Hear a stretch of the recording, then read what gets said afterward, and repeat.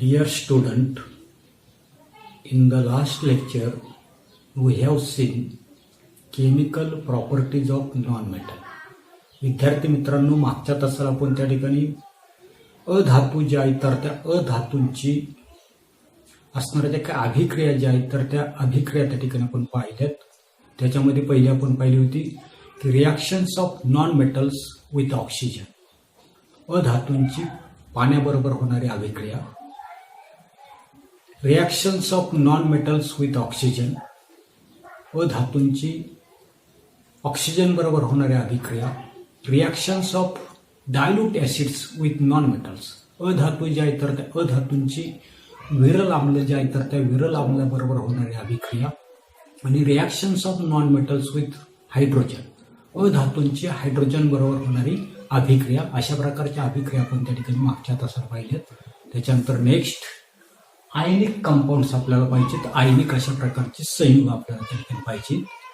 The compounds formed from two units namely cations and anions are called ionic compounds. काय सांगितलेले की आयनिक compounds म्हणजे याच्यामध्ये सर्वसाधारणपणे कॅटायन्स आणि दुसरं काय असते तर ॲनायन्स जे आहे तर ते ॲनायन्स असतात. जे कॅटायन्स आणि ॲनायन्स म्हणजे धन आयन आणि ऋण आयन या दोन घटकांपासून बनणारे जे काही संयुग जे आहेत तर त्या संयुगांना आपण त्या ठिकाणी काय म्हणता नसते की या ठिकाणी आयनिक संयुग त्या ठिकाणी म्हणतो. The cations and anions being oppositely charged, there is an electrostatic force of attraction between them.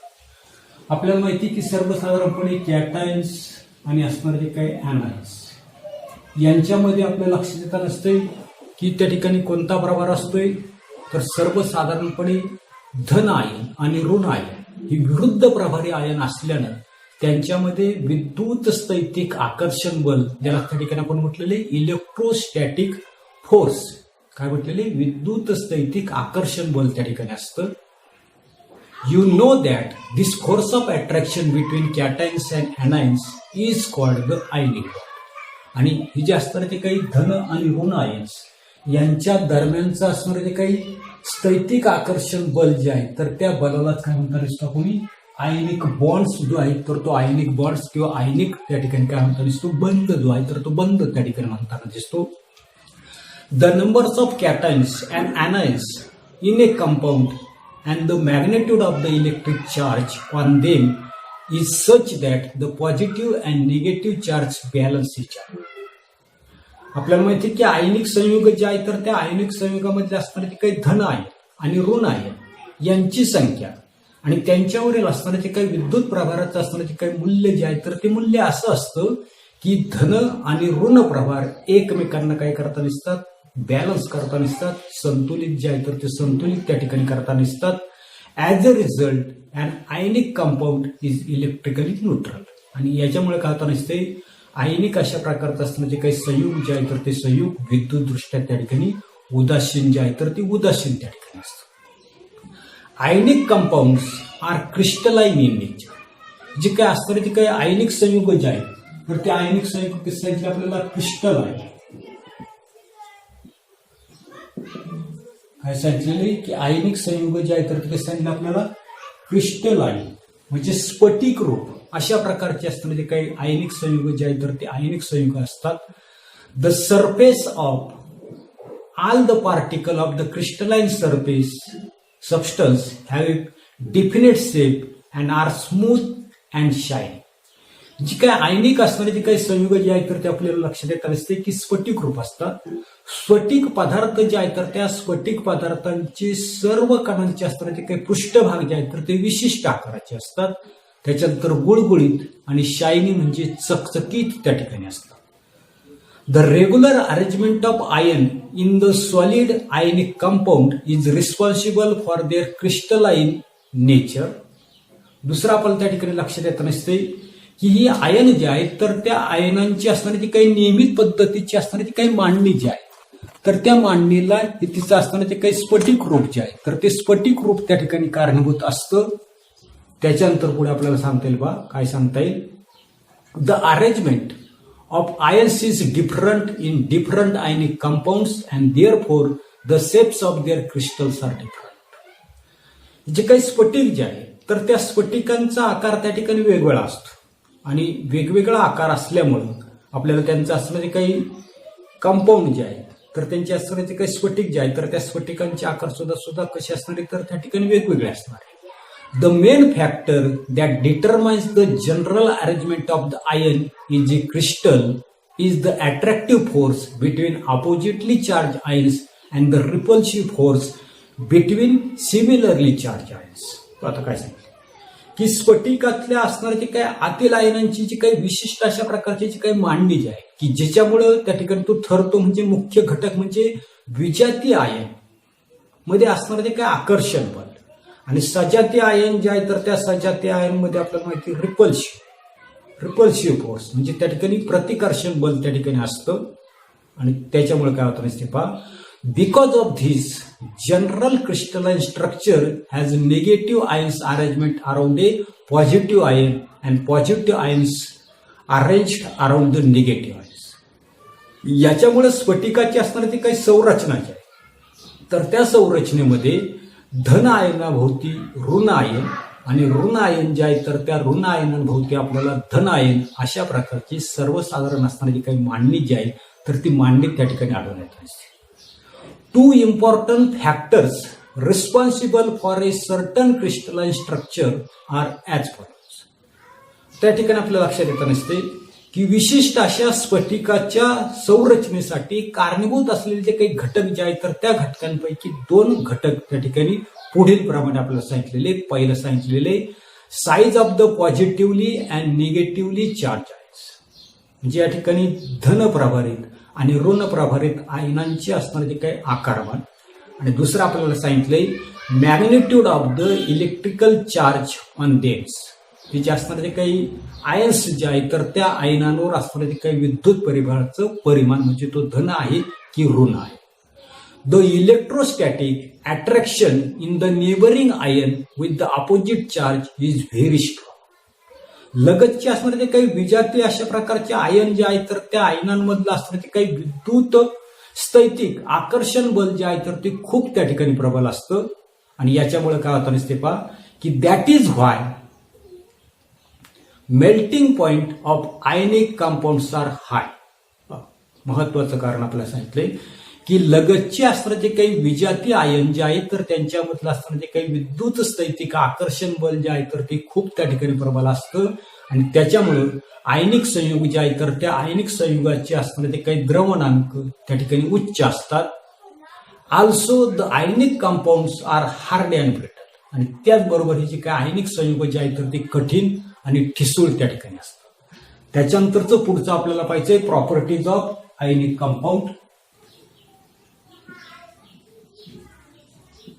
Properties of ionic compound जे आयनिक संयुग जे आहे तर त्या आयनिक संयुगाचे असणारे जे काही गुणधर्म जे आहेत तर ते गुणधर्म आपल्याला पाहिजे. आता यासाठी ट्राय धिस म्हटलेले करून पाहायला सांगितलेले की ऍपरेटस मेटल सॅप्टोला जे धातूचा अशा प्रकारचा असणार काही पसरट चमचा जो आहे तर तो पसरट चमचा आपल्याला घ्यायचा आहे.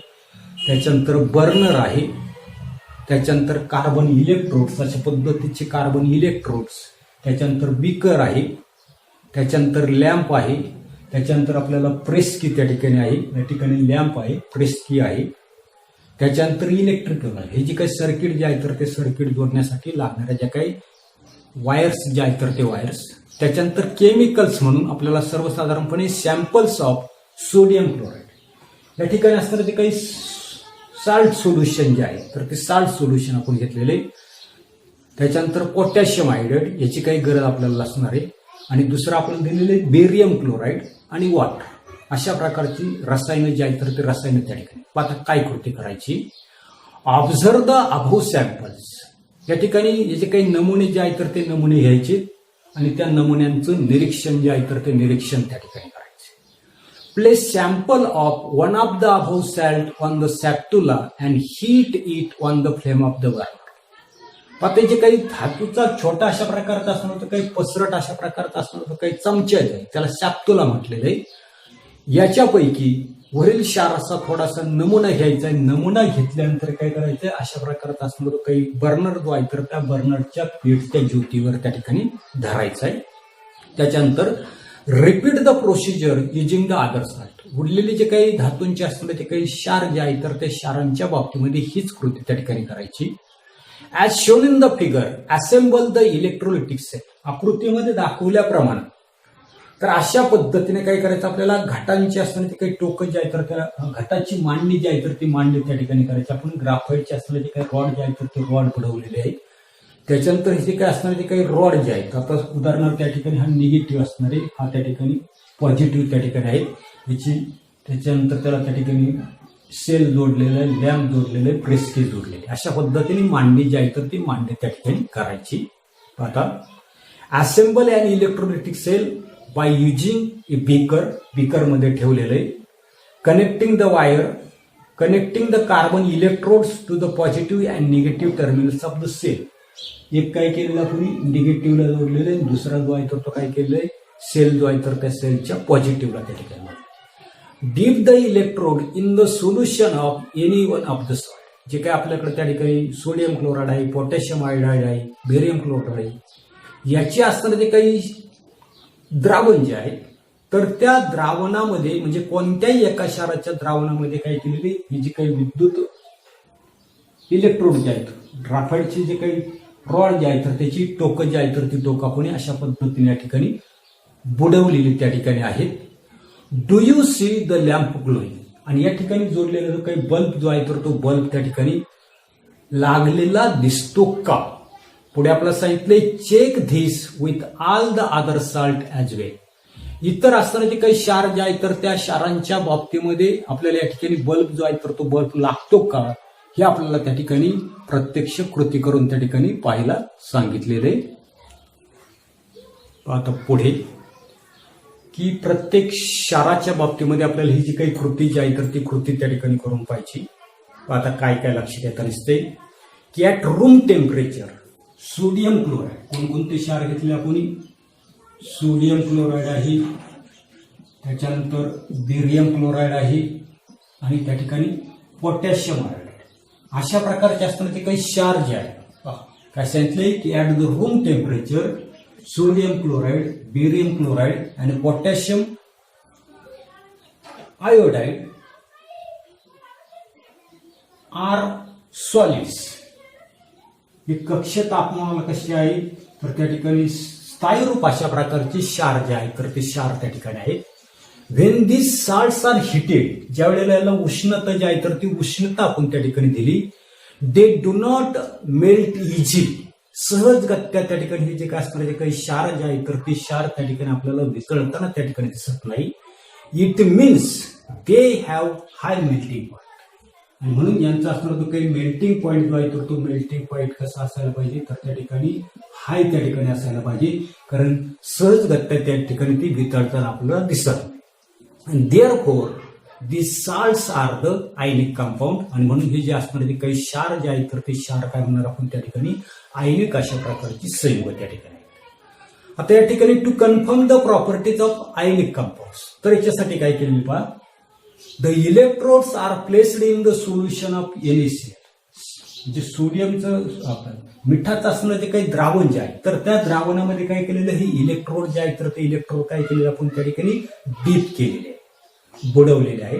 An electric circuit is set up by including a battery, bulb and a tap. ही जी काय असणारे काही इलेक्ट्रिकल सर्किट जे आहे तर त्या इलेक्ट्रिकल सर्किटमध्ये आपल्याला लक्षात येतं नसते की त्या ठिकाणी आपण बॅटरी जोडलेली, त्याच्यानंतर बल्ब जोडलेला आहे आणि प्रेस्की जे आहे तर ती प्रेस्की त्या ठिकाणी जोडली. When the टॅपकी इज प्रेस, ज्या वेळेला टॅपकी त्या ठिकाणी प्रेस केली म्हणजे याच्यामधला जो असणारा काही करंट जो आहे तर तो करंट काय होईल तर असणारे काही सर्किट जे आहेत विद्युत परिपथ जे आहे तर त्या विद्युत परिपथामधून काय होईल, व्हायला त्या ठिकाणी सुरुवात होईल. आता तर काय होता नसते आपल्या लक्षात येतं नसते की when the key is press the electric bulb close. टॅपकी दाबली की मिठाचे जे काही द्रावण जे आहे तर त्या द्रावणामधून काय होतं नसते विद्युत करंट जो आहे तर तो व्हायला सुरुवात नसतो आणि बल्ब जो आहे तर तो बल्ब त्या ठिकाणी ग्लो होताना दिसतो.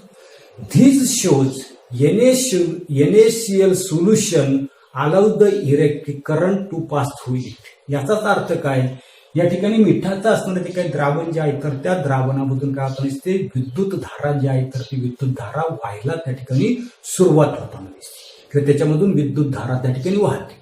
In other words NaCl solution conduct electricity. दुसऱ्या भाषेमध्ये आपल्याला सांगता येईल की मिठाचं असणारे जे काही द्रावण जे आहे तर त्या मिठाच्या द्रावणामधून विद्युत धारा जी आहे तर ती विद्युत धारा काय होताना दिसते, व्हायला त्या ठिकाणी सुरुवात होताना दिसते. Similarly solutions of potassium iodide and barium chloride also conduct electricity. जी काही उरलेली जी काही दोन द्रावण जे आहेत तर त्या दोन द्रावणामधून सुद्धा आपल्या लक्षात नसते की बल्ब जो आहे तर तो बल्ब त्या ठिकाणी पेटताना दिसतो. म्हणजेच याचा अर्थ यांच्यामधून सुद्धा त्या ठिकाणी काय होताना दिसते, विद्युत धारा जी आहे तर ती विद्युत धारा त्या ठिकाणी वाहताना दिसते. The bulb glows. The intensity of the glow depends upon the various factors such as the concentration of the solution and the battery voltage. त्या ठिकाणी जो काही बल्ब जो आहे तर तो बल्ब काय होताना दिसतोय, पेटताना दिसतो, लागताना दिसतो, परंतु त्याची असणारी जी काही तीव्रता जी आहे तर ती तीव्रता सर्वसाधारणपणे याच्यामध्ये घेतलेले जे काही मिठाचं द्रावण असेल, पोटॅशियम आयोडाईडचं असेल, बेरियम क्लोराईडचं असणारे जे काही द्रावण जे आहे तर त्याचं असणारे जे काही कॉन्सन्ट्रेशन, सहती नेमकी कशी आहे, किती त्या ठिकाणी जास्त सहती आहे, त्याच्यानंतर असणारी काही बॅटरी जी आहे तर त्या बॅटरीचं व्होल्टेज कसं आहे याच्यावर त्या ठिकाणी इंटेन्सिटी ऑफ द ग्लो जो आहे म्हणजे बल्ब पेटण्याची जी काही तीव्रता जी आहे, किती त्या ठिकाणी प्रकाश पडताना दिसतो, किती तीव्रतेने त्या ठिकाणी प्रकाश पडताना दिसतो, हे आपल्याला त्याच्यावर त्या ठिकाणी अवलंबून राहताना दिसतं. एवढाच असणारा जो काही भाग जो आहे तर तो भाग आपण या तासाला पाहणार आहोत. पुढील भाग पुढील तासाला पाहू. धन्यवाद.